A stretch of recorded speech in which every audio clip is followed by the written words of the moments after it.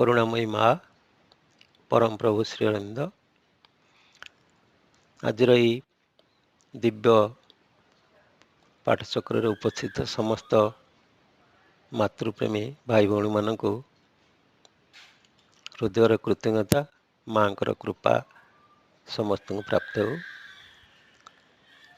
आज आम दिव्य शक्ति को स्वीकार करिबा बा अस्वीकार करिबा ए विषय आम किछि आलोचना करिबा। एठी प्रश्नटी रही मनीष परमात्मा उपस्थिति अनुभव करी तार दुख दूर करने प्रार्थना करे, किंतु परवर्ती समय विधाता बा परमात्मा को से अस्वीकार करे कहीं?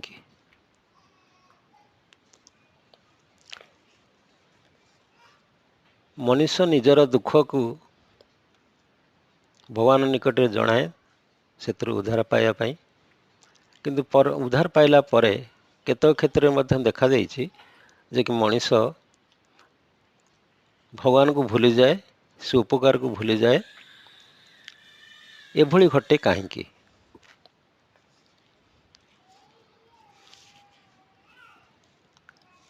एठी आमर माँकर योग्य संतान पृथ्वी पृष्ठर प्रसिद्ध साहित्यिक माँकर सेवक पंडिचेरी आश्रम साधक दिवंगत मनोज भाईंकर उत्तरटी किछि अंश अच्छी। प्रायतः आमे भगवानकर कौन सी रूप पाखरे दुख दूर पाई प्रार्थनाटी करूँ, ता स्वाभाविक। साधारण भक्त मध्य ता प्रार्थना पूर्ण नहले से विश्वास करे नहीं बा विश्वास हराई बसताए। जेहेतु से प्रार्थना फल ता भितरे भगवानकर उपरे विश्वास गभीरतर हो जाए। प्रार्थना पूर्ण न होबार महत्तर हेतु आपणारे महत्तर हेतु थाई पारे बोली तार अंतरात्मा बुझे। मनरे दियंक प्रति अभिमान आसिले मध्य तथापि से सेठी बुझे। मनीष अनेक समय कौन सी क्षमतावंत व्यक्ति पाखक किछि मागुणी नहीं जाए। जदि महाशय जनक जेमती प्रीत हेबे सेमती कथा कहे, किंतु ता मागुणी पूर्ण नहेले महाशय उपरू तार आस्था हटि जाए। आपणक प्रश्न निहित मनीषर विश्वास एवं परवर्ती प्रक्रिया यही पर्यायर व्यापक होई पारे बा होइथिबार संभव होई पारे। वास्तव में आम सभी चेतनार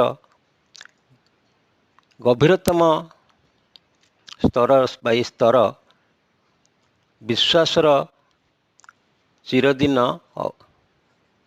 अब्याहति रखि थाए, किंतु से परम ऐश्वर्य उपरे रखि थाए परस्त परे परस्त अज्ञानता।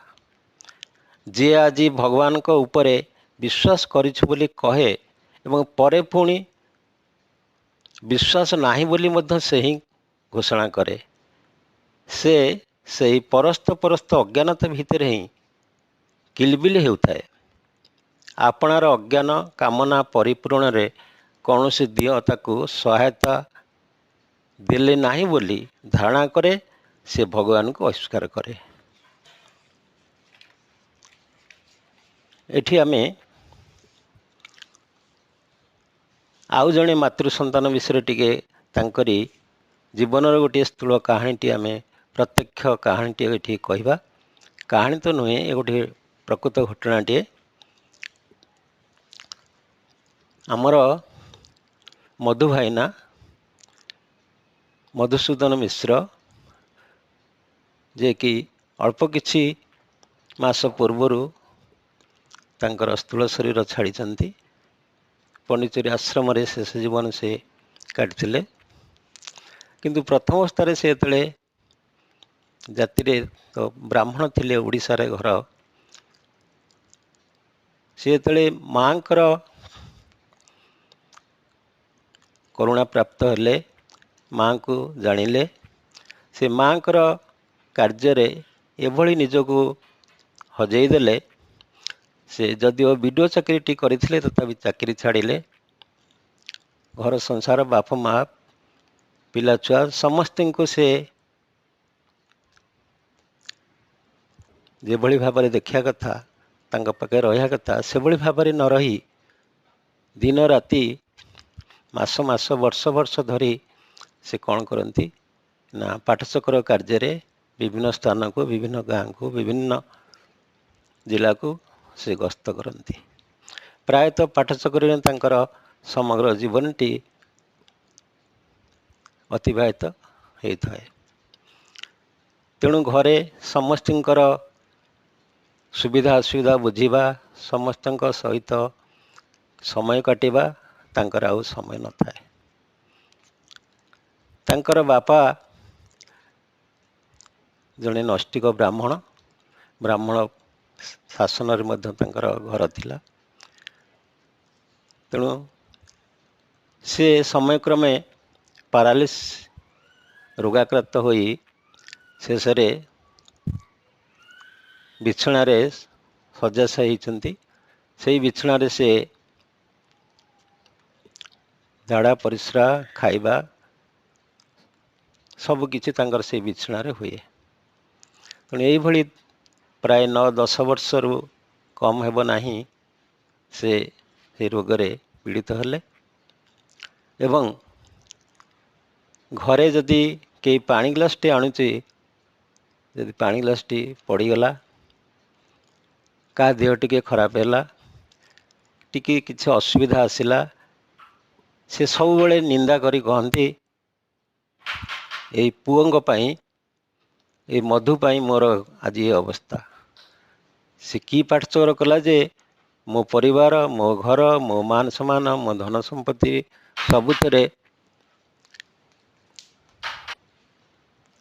ସବୁଥିରେ ମୋର ବିଘ୍ନ ଘଟୁଛି। ଯେକୌଣସି ଅସୁବିଧା ଅଘଟଣ ଘଟିଲେ ହିଁ ସେ ପାଠଚକ୍ରକୁ ଦୋଷ ଦିଅନ୍ତି, ତାଙ୍କର ପୁଅକୁ ଦୋଷ ଦିଅନ୍ତି। ଏହି ପାଠଚକ୍ର ହେଉଥିବାରୁ ଆମ ଘରେ ଏଇଭଳି ଅଶାନ୍ତି ହେଉଛି, ଏଭଳି ଦୁଃଖ କଷ୍ଟ ଆସୁଛି, ଏଭଳି ଅଘଟଣ ଘଟୁଛି। ପ୍ରତିଟି କଥାରେ, ପ୍ରତିଟି କାର୍ଯ୍ୟରେ ସେ ପୁଅକୁ ନିନ୍ଦା କରନ୍ତି। ଚାକିରି ଛାଡ଼ିଲା, ବାପ ମା ଛାଡ଼ିଲା, ପରିବାର ଛାଡ଼ିଲା, ସବୁକିଛି ଛାଡ଼ି ସେ ମାଙ୍କର କୋଉ ପ୍ରେମରେ ଏଭଳି ବାୟା ହେଇଯାଇଛି ଯେ, ମାଙ୍କର କାର୍ଯ୍ୟରେ ଏଭଳି ନିଜକୁ ହଜେଇ ଦେଇଛି ଯେ, ସେ ଆଉ କୌଣସି ପୂଜା, ଧର୍ମ, ଦିଅ ଦେବତା, ଆମ ବ୍ରାହ୍ମଣ ଜାତିର ଧର୍ମ, କର୍ମ ସବୁକୁ ସେ ଭୁଲି ଯାଇଛି। ସବୁକୁ ସେ ଆଡ଼େଇ ଦେଇ କେବଳ ସେଇ ମାଙ୍କ ପାଠଚକ୍ର କାର୍ଯ୍ୟରେ ସେ ଦିନ ରାତି ଲାଗି ରହିଛି। ମାଉସୀ ଜଣକ କ'ଣ କରନ୍ତି ନା ମଉସାଙ୍କର ସେବାଟି କରନ୍ତି। ତାଙ୍କରି ଯାହା ଦରକାର ସବୁ ଭଲ ମନ୍ଦ ବୁଝନ୍ତି। ସେଇଠି ତାଙ୍କର ଝାଡ଼ା ପରିସ୍ରାଠୁ ଆରମ୍ଭ କରି ଖାଇବା ପର୍ଯ୍ୟନ୍ତ ସବୁ ସେ ବୁଝନ୍ତି। ଶେଷରେ ବି ମାଉସୀ ମଧ୍ୟ ସେଇଭଳି ବହୁତ ଦିନ କରି କରି ମନରେ ଟିକେ ବିରକ୍ତି ବି ଆସିଥାଇପାରେ। କିନ୍ତୁ ଆ ଭିତରେ କ'ଣ ହେଇଛି ନା ମଧୁ ଭାଇନା ଯେଉଁ ପାଠଚକ୍ର କରୁଥିଲେ, କୌଣସି ଗୋଟିଏ ଗାଁର ଗୋଟିଏ ଝିଅଟିଏ ସେତେବେଳେ ଛୋଟଟିଏ ଥିଲା। ତାପରେ ସେ ବିବାହ ହେଇକିରି ସେ ମଧୁ ଭାଇନାଙ୍କ ଗାଁରେ ଠିକ୍ ତାଙ୍କର ଘର ପାଖରେ କିନା ତାର ଶାଶୁ ଘରକୁ ସେ ଆସିଛି। ତାପରେ କିଛି ଦିନ ପରେ ସେ ଯେତେବେଳେ ଜାଣିছে ଏଇଠି ମଧୁ ଭାଇନାଙ୍କ ଘର, ତେଣୁ ସେ ତାର ମନୋଭାବକୁ ନେଇ କେତେବେଳେ ଟିକେ ସୁବିଧା ପାଇଲେ, ନୂଆ ବୋହୂ ତ, କେତେବେଳେ ଟିକେ ସମୟ ପାଇଲେ ଭାଇନାଙ୍କ ଘରକୁ ଆସି ଟିକେ ବୁଲି ଦେଖିଯିବ ବୋଲି ତାର ମନରେ କଳ୍ପନା ଥାଏ। ସେଭଳି ଦିନେ ସୁଯୋଗ ଆସିଲା, ସେ ତାର ଶାଶୁ ସାଙ୍ଗରେ ଆଙ୍କ ଘରକୁ ଆସିଛି ଏବଂ ଦେଖିଛି ମା ଶ୍ରୀଅନ୍ଦ ଫଟୋ ଦେଖିଛି। ତାପରେ ପଚାରିଛି, ମଉସାଙ୍କର ଅବସ୍ଥା ଦେଖି ପଚାରିଛି ଯେ ଏଭଳି କେତେ ଦିନ ହେଲାଣି ନା ଅନେକ ଦିନ ହେଲାଣି, ନା ତ ଆଶ୍ରମରୁ ତ ଚିଠି ଆସିଥିବ, ମାଙ୍କ ବ୍ଲେସିଂ ଆସିଥିବ, ନା କ'ଣ ଚିଠି ଯାହା ଆସେ ଆମେ ତାକୁ ଖୋଲୁନା ରଖିଦେଉଛୁ, କାହିଁକିନା ମଧୁ ତ ନାହିଁ ଘରେ, ତେଣୁ ଆମେ ତା ଚିଠି ଖୋଲୁନା, ଆମେ ତାକୁ ସବୁ ରଖିଦେଇଛୁ। ନା ମାଉସୀ ଟିକେ ମୋତେ ଦେଖେଇବ ଗୋଟିଏ ଚିଠି ଆଣିକି। ତାପରେ ରଖିଥିବା ଚିଠିଟି ମାଉସୀ ଆଣି ଦେଖେଇଛନ୍ତି। ସେ ଝିଅଟି ବର୍ତ୍ତମାନ ଏ ଗାଁର ବୋହୂ ହେଇଛି। ଖୋଲିକିରି ମାଆଙ୍କ ବ୍ଲେସିଂଟି ତା ଦେହରୁ ଆଣିଛି ଏବଂ ମଉସାଙ୍କ ମୁଣ୍ଡରେ ମାଆଙ୍କୁ ସ୍ମରଣ କରି ମଉସାଙ୍କ ମୁଣ୍ଡରେ ସ୍ପର୍ଶ କରାଇଛି। ଆଉ ସେଇ ବ୍ଲେସିଂ ପାଖୁଡ଼ାଟି ତାଙ୍କର ଶୋଉଥିବା ବିଛଣାର ତକିଆ ତଳେ ରଖିଦେଇଛନ୍ତି। ତାପରେ ସେ ଚାଲି ଯାଇଛନ୍ତି। ତାଙ୍କ ଘର ତ ସେଇ ପାଖରେ, ସେ ଚାଲି ଯାଇଛନ୍ତି। ରାତି 12ଟା ପରେ, ସେଇଦିନର ରାତି 12ଟା ପରେ ମଉସାଙ୍କୁ ଭୀଷଣ ପରିସ୍ରା ଲଗେଇଛି। କିନ୍ତୁ ଯେତେ ଡାକିଛନ୍ତି, ବାଡ଼ିଟି ପାଖରେ ଥାଏ, ବାଡ଼ି ଖଟଖଟ କରିଛନ୍ତି, ଯେତେ ଡାକିଛନ୍ତି କେହି ଶୁଣି ନାହାନ୍ତି। ଯେମିତି ପ୍ରଭୁ କୃଷ୍ଣଙ୍କର ଜେଲରେ ଜନ୍ମ ସମୟରେ ସମସ୍ତେ ଶୋଇପଡ଼ିଥିଲେ, ଠିକ୍ ସେଇଭଳି ନିଦ୍ରାରେ ଘରରେ ମାଉସୀ ଏବଂ ଅନ୍ୟମାନେ ସମସ୍ତେ ଶୋଇପଡ଼ିଛନ୍ତି। ତେଣୁ କ'ଣ କରିବେ? ନୈଷ୍ଠିକ ବ୍ରାହ୍ମଣ ଆଜି ପର୍ଯ୍ୟନ୍ତ ବିଛଣାରେ କେବେ ପରିସ୍ରା କରିନାହାନ୍ତି, ଝାଡ଼ା କରିନାହାନ୍ତି। କିନ୍ତୁ ବର୍ତ୍ତମାନ କେହି ଶୁଣିନାହାନ୍ତି। ମୁଁ ତ ଉଠି ଯାଇପାରିବିନି, କ'ଣ କରିବି? ତେଣୁ ଅନ୍ଧାରେ ଉଣ୍ଡାଳିକି ସେ ବାଡ଼ିଟିକି ଧରିଛନ୍ତି। ଉଠିକିରି ବସିବାକୁ ଚେଷ୍ଟା କରିଛନ୍ତି, ବସି ପାରିଛନ୍ତି। ତାପରେ ଗୋଟିଏ ଗୋଡ଼କୁ ତଳକୁ, ଖଟର ତଳକୁ ପକାଇବାକୁ ଚେଷ୍ଟା କରିଛନ୍ତି ଏବଂ ଗୋଟିଏ ଗୋଡ଼ ମଧ୍ୟ ପଡ଼ିପାରିଲା। ବାଡ଼ିଟିଏ ଧରିଲେ, ଅପର ଗୋଡ଼ଟିକୁ ମଧ୍ୟ ସେ ତଳକୁ ଆଣିବାକୁ ଚେଷ୍ଟା କରିଛନ୍ତି, ତାହା ବି ମଧ୍ୟ ସମ୍ଭବ ହୋଇପାରିଲା। ବର୍ତ୍ତମାନ ମଉସା ଆମର କ'ଣ କଲେ ନା, 3 ଗୋଡ଼ିଆ ହୋଇ ବାଡ଼ି ଗୋଟିଏ ହାତରେ ଧରିଛନ୍ତି, ଆଉ 2 ଗୋଡ଼ ଧରି ଦ୍ୱାର ପାଖକୁ ଆସିଛନ୍ତି। ଦ୍ୱାରଟି ଖୋଲିଛନ୍ତି, ବାହାରେ ପରିସ୍ରା କରିଛନ୍ତି, ଆଉ ଘରକୁ ଫେରି ନାହାନ୍ତି। ଅର୍ଥାତ୍ ଯେଉଁ ଝିଅଟି ବା ବୋହୂଟି ତାଙ୍କୁ ଆଣି ମାଆଙ୍କ ବ୍ଲେସିଂ ଦେଇଥିଲା, ରାତି 12ଟା ପରେ ତାର ଶାଶୁଘର କବାଟକୁ ଯାଇ ନିର୍ଦ୍ଧୁମ ବାଡ଼ଉଛନ୍ତି। ତାଙ୍କ ଶାଶୁଘରେ ସମସ୍ତେ ବ୍ୟସ୍ତ ହୋଇପଡ଼ିଛନ୍ତି, ଉଠିଛନ୍ତି, କହିଲେ ମୋ ମା କାହିଁ? ଅର୍ଥାତ୍ ସେ ଯେଉଁ ଝିଅଟି ବୋହୂ ହୋଇ ଆସିଥିଲା, ସେଇ ଝିଅଟି କାହିଁ? ସେଇ ବୋହୂଟି ମୋର କାହିଁ? ସେ ଆସିଛି। ମଉସାଙ୍କର ଯେଉଁ ହୃଦୟର ପରିବର୍ତ୍ତନ ହେଇଛି, ସେଇଠି ସେ ଅଶ୍ରୁଝରା ନୟନରେ, କୋହଭରା ହୃଦୟରେ ସେ ଝିଅକୁ ସେଇଠି କୁଣ୍ଢେଇ ପକାଇଛନ୍ତି। ମା ଲୋ, ତୁ ମୋର ପ୍ରକୃତିରେ ମା। ଦୀର୍ଘ ଦିନର ରୋଗରୁ ମୁଁ ଆଜି ଆରୋଗ୍ୟ ଲାଭ କରିଛି। ତୋରି ମାଧ୍ୟମରେ ମାଆଙ୍କ କୃପା ମୋତେ ମିଳିଛି, ମୁଁ ସମ୍ପୂର୍ଣ୍ଣ ଭଲ ହେଇଯାଇଛି। ଏପଟରେ ଘରେ ମାଉସୀ ଉଠିଛନ୍ତି, ଅନ୍ୟମାନେ ଉଠିଛନ୍ତି। ଦେଖିଲା ବେଳକୁ ମଉସା ଖଟରେ ନାହାନ୍ତି ଏବଂ କିଛି ଦୂରରେ ସାଇ ଘରେ ପାଟି ଶୁଭୁଛି। ସେଠିକି ଯାଇଛନ୍ତି। ବାହ୍ୟ ଦୃଷ୍ଟିରେ ଯାହା ଚକ୍ଷୁରେ ଦେଖିଲେ, କିନ୍ତୁ ଅନ୍ତର୍ଦୃଷ୍ଟିରେ ମାଆଙ୍କର କୃପା ଅନୁଭବ କଲେ, ତାଙ୍କରି ସାନ୍ନିଧ୍ୟ ଲାଭ କଲେ। ତାପରେ ରାତି ପାଇଛି, ମଉସା ଘରେ ଶୋଇଛନ୍ତି। ରାତି ପାଇଛି, ସେ ଯେଉଁ ବିଦ୍ରୋହ ଭାବ ରଖୁଥିଲେ, ଯେଉଁ ମନରେ ତାଙ୍କର ଆଶା, ଆଶଙ୍କା ଏବଂ ସନ୍ଦେହ ପୁରି ରହିଥିଲା, ଯେଉଁଥିପାଇଁ ସେ ପ୍ରତିଟି କଥାରେ ପାଠଚକରକୁ ସମାଲୋଚନା କରୁଥିଲେ, ନିଜର ପୁଅକୁ ନିନ୍ଦା କରୁଥିଲେ। କିନ୍ତୁ ଆଜି ସେ ବୁଝିପାରିଲେ ଯେ ଏଇ ମାଆଙ୍କର କୃପା କିଭଳି ଭାବରେ ତାଙ୍କ ଜୀବନକୁ ବଦଳେଇ ଦେଲା। ଆଜି ଦସ୍ୟୁ ରତ୍ନାକର ଯେମିତି ବାଲ୍ମୀକିରେ ପରିଣତ ହୋଇଯାଇଛନ୍ତି, ସେଇଭଳି ସେ ତାପରେ କ'ଣ କରିଛନ୍ତି, ପୁଅ କତିକି ଖବର ଯାଇଛି, ସେ ବି ଆସିଛନ୍ତି ଏବଂ କହିଛନ୍ତି, ବାପରେ ଇଏ ଧନ ସମ୍ପତ୍ତି ଯାହା ଅଛି, ଜମିବାଡ଼ି ଯାହା ଅଛି, ଇଏ ସବୁ ମୁଁ ମାଆଙ୍କୁ ଦାନ କରିଦେଉଛି। ତୁ ଯେଉଁ ମାଆଙ୍କର କାର୍ଯ୍ୟରେ ଲାଗିଛୁ, ଚାକିରି ଛାଡ଼ିଲୁ, ଘର ସଂସାର ଛାଡ଼ିଲୁ, ସବୁକିଛି ପରିତ୍ୟାଗ କରି ତୁ ଯେଉଁ ମାଆଙ୍କର କାର୍ଯ୍ୟରେ ଦିନ ରାତି ଲାଗିଛୁ, ମୁଁ ସେଇ ମାଆଙ୍କର କାର୍ଯ୍ୟ ପାଇଁ ମୋର ଏ ଯେତିକି ସ୍ଥୂଳ ସମ୍ପତ୍ତି ଅଛି ମୁଁ ସବୁ ତାଙ୍କରି ନାଁରେ ମୁଁ ସମର୍ପଣ କରିଦେଉଛି। ତୁ ସେଇ କାମରେ ଲାଗିଥା। ତାଙ୍କରି କୃପାରୁ ଆଜି ମୋର ଏ ଅବସ୍ଥା ହେଇଛି। ମୁଁ ପ୍ରଥମେ ଯାହା ବୁଝିପାରିନଥିଲି, ଜାଣିପାରିନଥିଲି, କେତେ କଟୁ ଆଲୋଚନା, ସମାଲୋଚନା, ବିରୋଧ, ଅବିଶ୍ୱାସ, ନିନ୍ଦା କରି ଚାଲିଛି, ସେଥିକୁ ମୋତେ ଆଉ କ୍ଷମା କରିବୁ। ତୋ ମାଆଙ୍କୁ ପ୍ରକୃତରେ ମୁଁ ତୁଣ୍ଡରେ ଭାଷାରେ ବର୍ଣ୍ଣନା କରିପାରୁନି।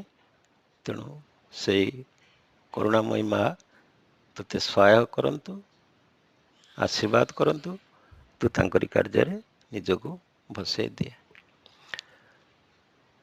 ଏ ହେଉଛି ମାଆଙ୍କର ଦିବ୍ୟ କୃପାର ପରାକାଷ୍ଠା। କିନ୍ତୁ ମାଆଙ୍କ କୃପା ସବୁବେଳେ ସମସ୍ତଙ୍କ ପାଇଁ ରହିଛି।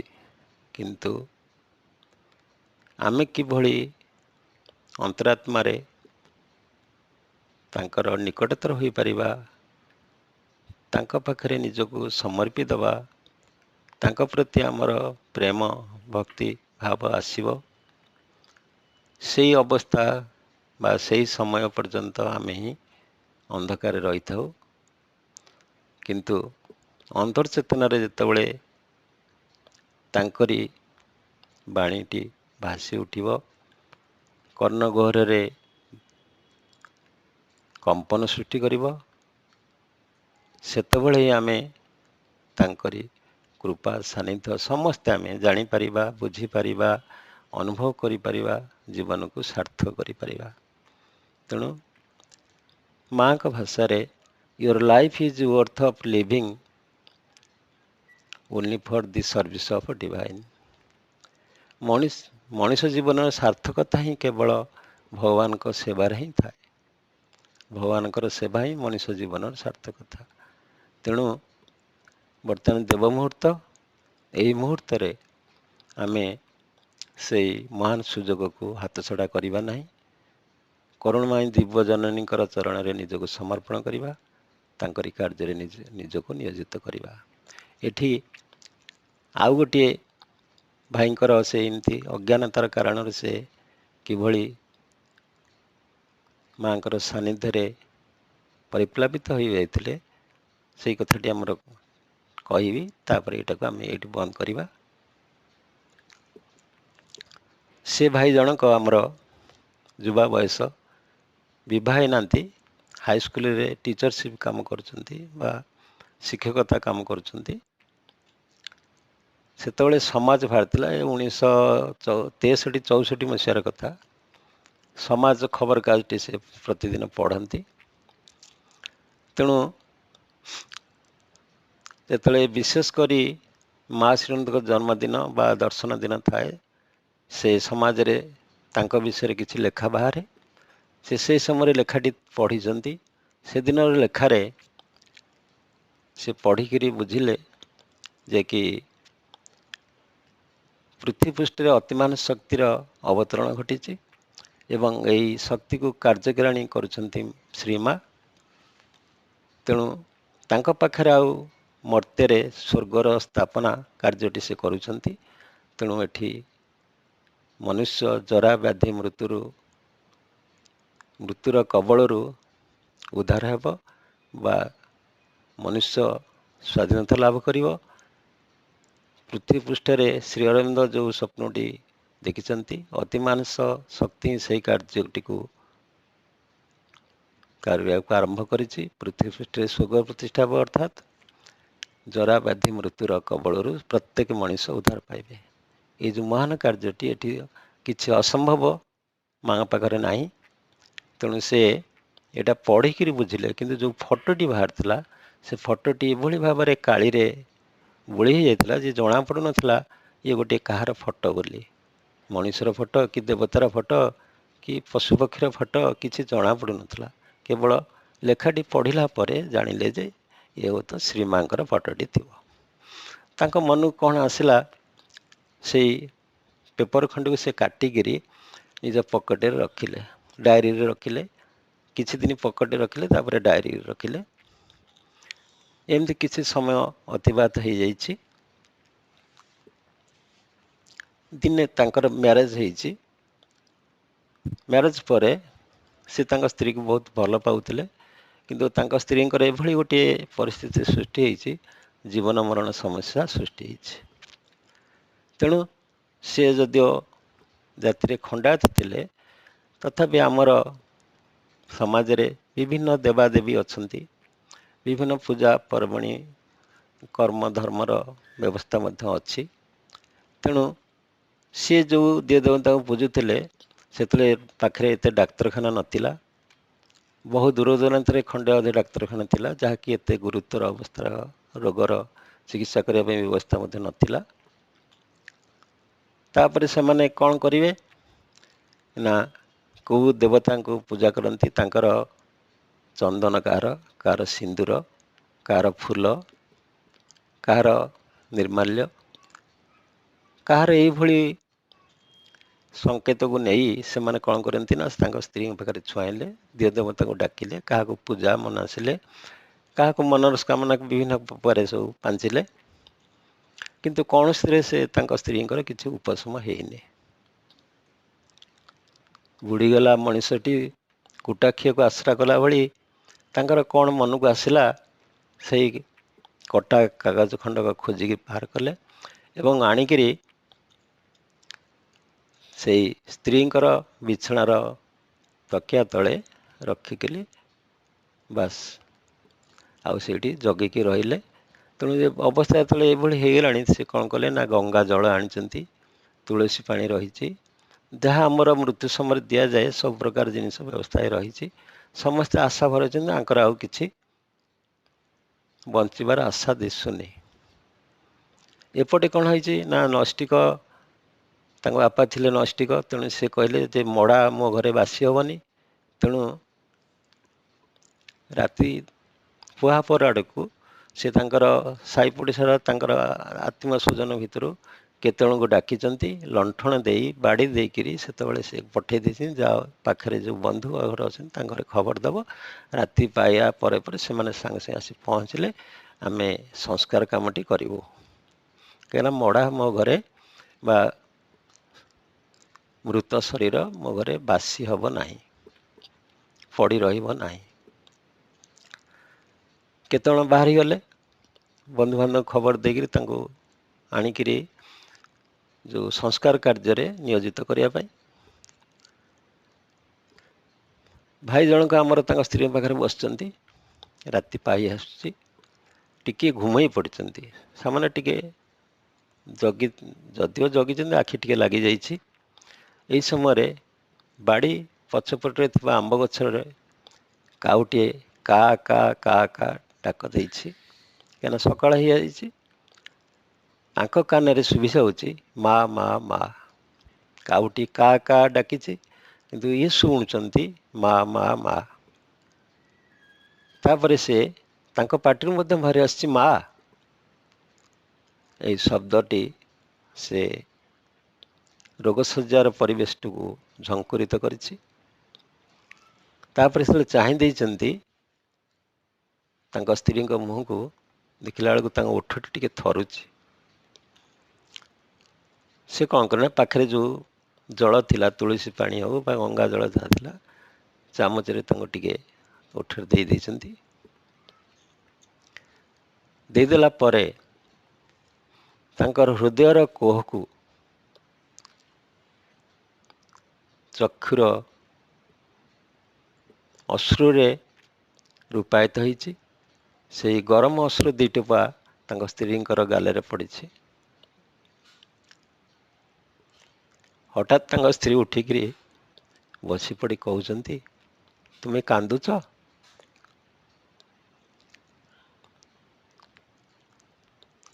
ये आउ किसी कोह संभाली पारना, कृतज्ञतार अश्रु बोई जाइछि एवं से गोटे शब्द माँ शब्द पाखरे से निजको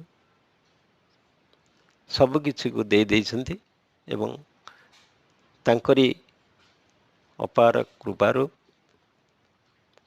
ତାପରେ ରାତି ପାହିଯାଇଛି। ଏହି ସମୟରେ ଜଣେ ଆସି ପହଞ୍ଚିଗଲେଣି ତାଙ୍କର ସଂସ୍କାର କାର୍ଯ୍ୟ କରିବା ପାଇଁ। କିନ୍ତୁ ଯିଏ ଶ୍ମଶାନକୁ ଯାଇଥାନ୍ତେ, କୋକେଇ ବନ୍ଧା ସରିଯାଇଥିଲା, ଯିଏ ଶ୍ମଶାନକୁ ଯାଇଥାନ୍ତେ ଆଜି ତାଙ୍କୁ ଶଗଡ଼ ଗାଡ଼ି ଯୋଗାଡ଼ କରି, ସେତେବେଳେ ତ ଶଗଡ଼ ଗାଡ଼ିର ଯାହା ବ୍ୟବସ୍ଥା ଥିଲା, ତାଙ୍କୁ ଦୂର ଯାଜପୁରକୁ ନିଆଯାଇଛି ଏବଂ ସେଠି ଅଳ୍ପ ଦିନ ରହିଲା ପରେ ସେ ସମ୍ପୂର୍ଣ୍ଣ ସୁସ୍ଥ ହୋଇକରି ଘରକୁ ଆସିଛନ୍ତି। ଘରକୁ ଆସିଲା ପରେ କ'ଣ ହେଇଛି ନା 5-7 ଦିନ ଭିତରେ ଥାନାର ଜଣେ ଅଫିସର ଆସି ତାଙ୍କ ଘରେ ପହଞ୍ଚି ଯାଇଛନ୍ତି।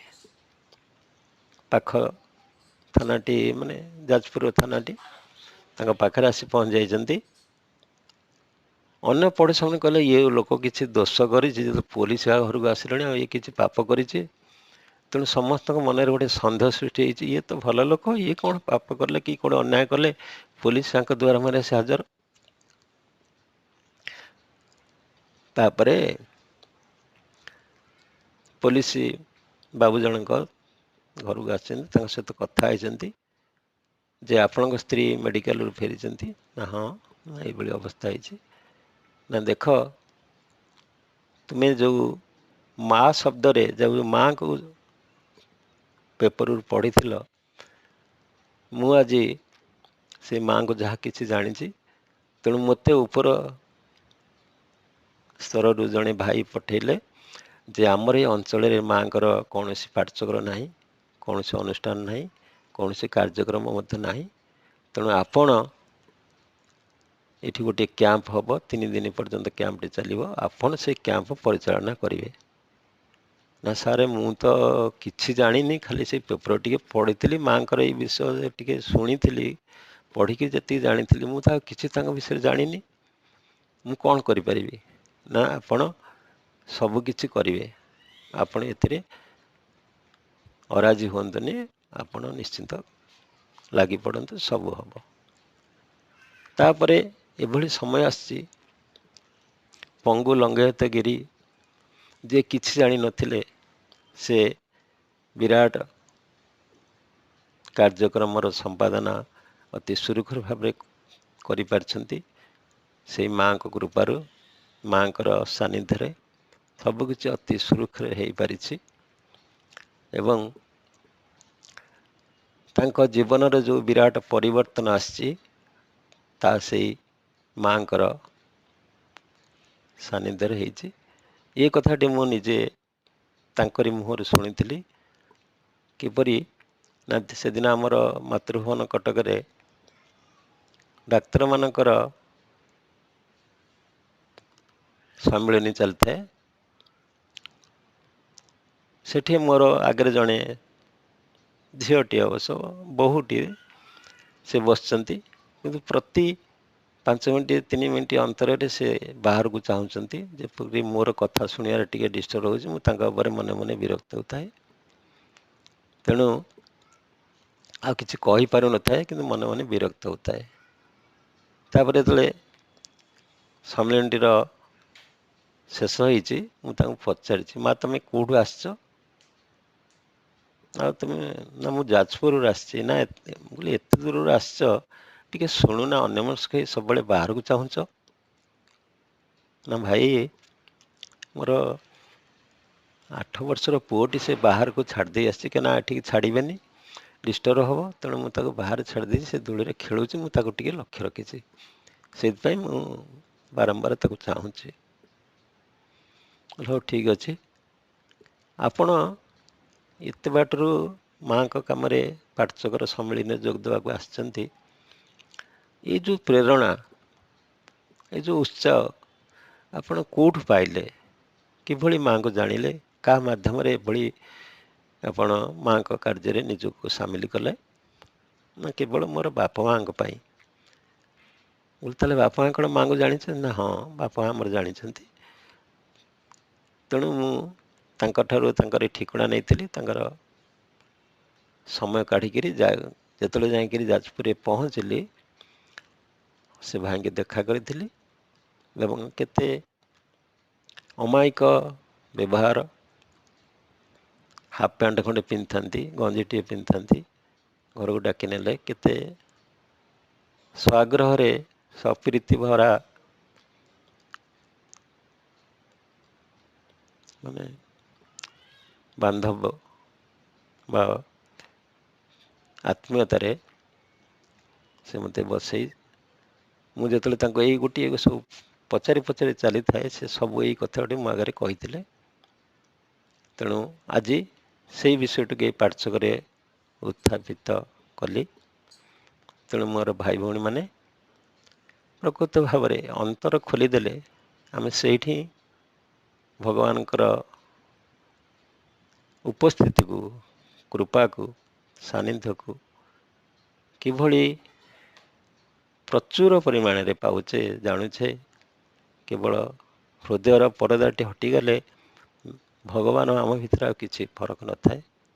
ତେଣୁ ଭଗବାନଙ୍କର ସାନ୍ନିଧ୍ୟକୁ ଆମେ ସ୍ୱୀକାର କରିବା ବା ଅସ୍ୱୀକାର କରିବା କେବଳ ଆମର ଅଜ୍ଞାନତା ଭିତରେ ଆମେ ଘାଣ୍ଟି ଚକଟି ହେଇଥାଉ, ଜାଣିପାରୁନା।